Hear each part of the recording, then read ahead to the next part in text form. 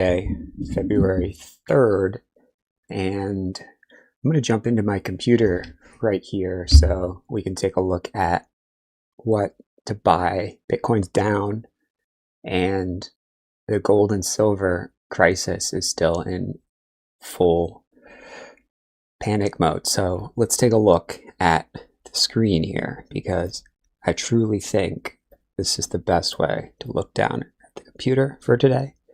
Give me a comment on what you like or what you don't like. So here we go. I was taking a look at the SanDisk just now. Memory names are strong. More broadly, what we're seeing is the market had a big update yesterday. So what that means is a lot of stocks went up yesterday. So it's not particularly illuminating to find confidence, conviction that a sector is going to go up just because the stock that was in that sector went up yesterday. But this is what went up, right? There were some sort of special situations, and I think VIAV was one. How I do this, and this is a little sneak peek into what goes on in the Discord. So the Discord, you can ask about a specific stock, and I go ahead and looking at the wrong camera here and help you out with that. It's not one-on-one investment advice. It's one-on-one teaching. So that's the important distinction. I'm not a financial advisor, but I can give some ideas about what I think is going to work for a broad group of people. And, you know, these are all highly liquid stocks. If you haven't seen this channel before, these are all $100 million per day stocks, which means nothing we talk about here is going to make a stock do anything, even if there's some whales here, you know, and all the whales decide to do the same thing. They'd have to be pretty big whales. So this is a fundamental move, right? This is an earnings reaction and then a move back through that earnings reaction high. So I just want to give you the one stock that's about to skyrocket. But before we get to that, make sure this is sort of a teaching moment. So this is a solid earnings reaction, right? Sure, it was a little delayed, moved up. It's always a little messy in the after hours. Excuse these charts. I know your charts are probably different. Not everyone uses the same charting software. But what we got going on here is the gray is after hours and pre-market, and the white is regular hours. So after hours, earnings reaction, it was a little liquid in pre-market. It usually is. You can see there's barely any volume in pre-market. We can zoom in and see exactly how much volume. You know, down here at 4 a.m., 5 a.m., it's only trading about $40,000 every 10 minutes. So you want to get a position that's not really possible until regular hours, and that's why the market trades from 9:30 to 4. Commonly understood that that's when the market trades. In fact, the market trades in the after hours and the pre-market as well. The after hours being 4 p.m. to 8 p.m. So we see that earnings reaction actually occurred at 4:15 p.m. Eastern, and pre-market can sort of give a hint, but in general, sometimes you just want to ignore that. So here's what we got going on: a move up right at the beginning, and this is sort of some inside baseball for you guys. If you're in the Discord, this is kind of what it's all about, you know, getting the best entry. So, you know, you look for a time frame. I'm just looking for the 20-day 1 minute, just to be the most exact here. You know, is it super ideal to look at a 1 minute chart? It is. Is it, you know, would it be idealistic to say, you know, VIAV is a stock to buy, you know, best stock to buy of February?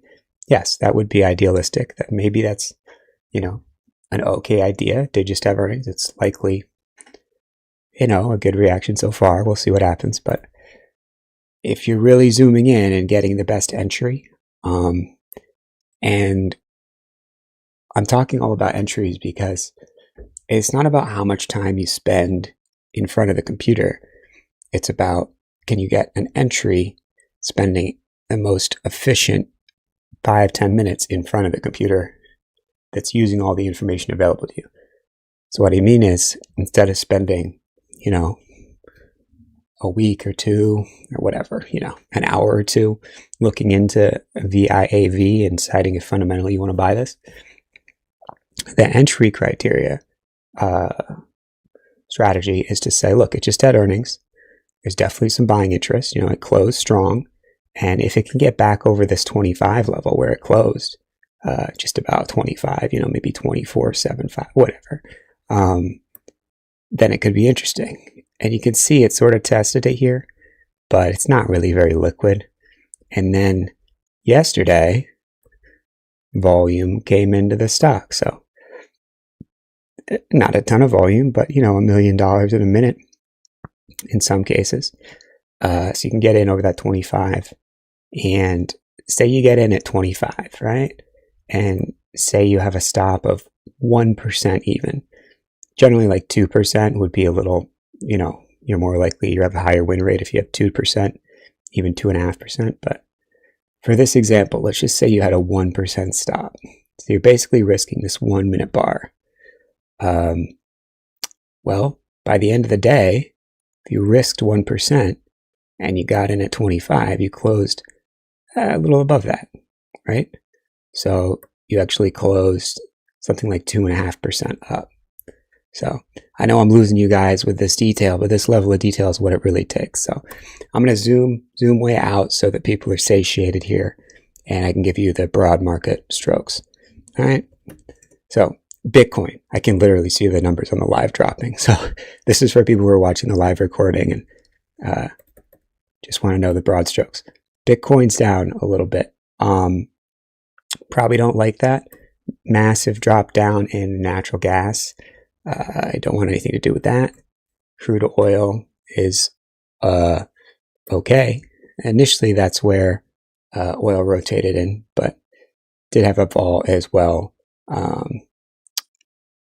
with natural gas. So, story of a month, last 3 weeks was silver. Was there a bounce? There was, but are you really going to be betting the farm on a bounce like this? It's not easy. We can look at the actual silver ETF. So we're not talking about futures here. We can see after hours and everything. It's not easy, right? If you waited till open, you'd actually be down 3-4%. So not super easy to bet long on a bounce like that, even though it's a huge bounce, right? So for today, I've got the same general watch list. Going to pop into the Discord in just a moment. Gold, also a big bounce, but again, easier said than done, and we'll see what happens off the open. These are generally not in play for me, in my opinion. But for the super people who have a ton of time, here's a list for you. It's basically the same list as yesterday. I might have removed some, I might have not. And for people in the Discord, I'm gonna hop in there right now, need my seltzer, and get talking about the one stock that I believe is about to skyrocket.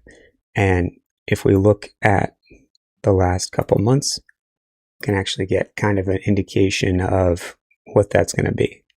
So we just let this load. VIAV is gone. TE is hanging in there. TIVA's already gone. New is hanging in there. CFG is a little liquid. Walmart did go. Microchip hanging in there.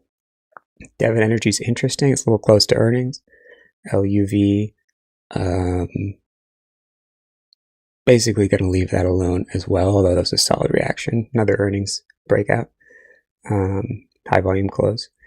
And then these optoelectronics names I talked about in a video yesterday are very interesting. VALE. I don't know about this, buying a metals company at this sort of stage, but that's unwatched. The reason this is loading a little slow is because this is loading the pre-market data as well. Texas Instruments is a strong high volume close as well. And by that I mean I could have this on a one-day chart, but then you'd be missing the information we have from pre-market up in 4 a.m. to 9:26 a.m. Where we're at right now. So these memory names you definitely want to keep on watch. They're real companies.